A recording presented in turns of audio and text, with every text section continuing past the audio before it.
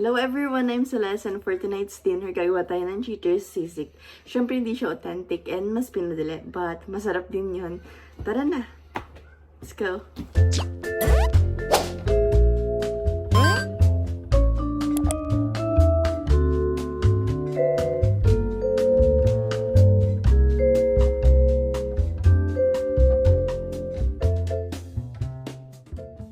Maglagay tayo ng 1 tablespoon of Knorr liquid seasoning.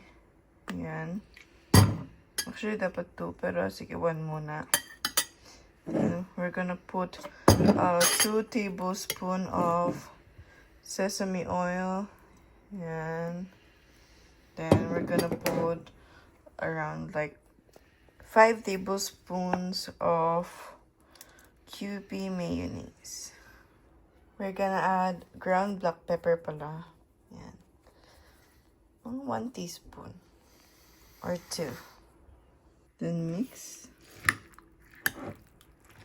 Marami yung ano ko, by the way, yung aking ground beef. So, medyo madami-damitin to. We're gonna add a lime pala. Wait lang. Or calamansi. Dyan sa Philippines. We have this lime juice from the Asian store. Just a splash. Oops, ang dami. Dami no splash. Ay, so nahalo ko na siya ng mabuti. And let's start searing the ground beef. Let's put more olive oil. Ayan.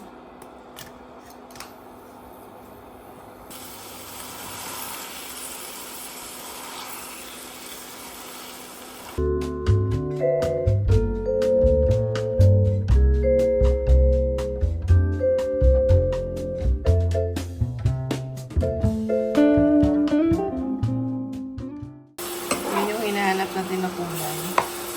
Pero papareduce muna natin yung kanyang juice.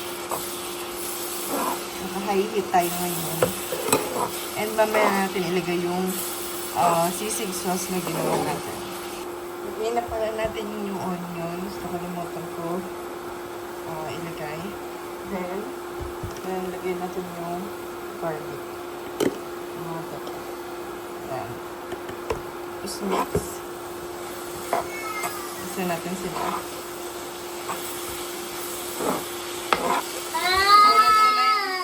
Or yung may oxycade. Ito na yung onion. Lagyan natin yung sauce. Ah, masarap. Lagyan natin yung sauce ng sisig.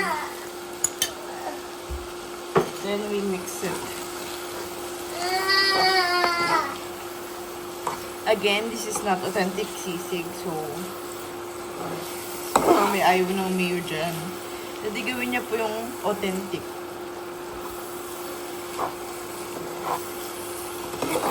Kasi, ito lang yung meron ako.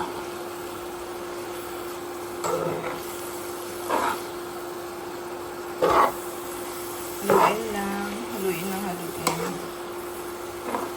May itsura niya. Lagyan natin ng itlog sa gitna.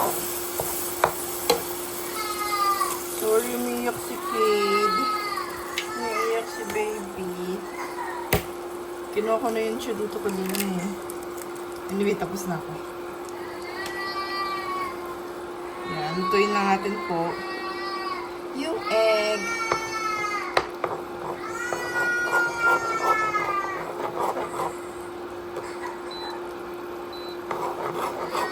Oh, baby, come here na. Ikakunin ko lang si baby.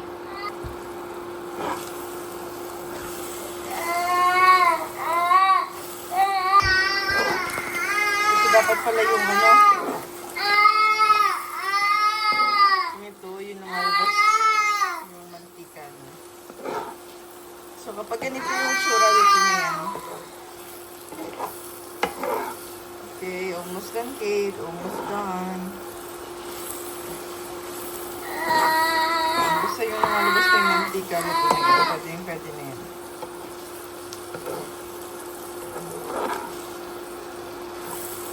Okay, tapos natin. So, tikman na natin. Ito na siya. Maraming onion. Sarap. Ang susunod. Thank you for watching. Bye!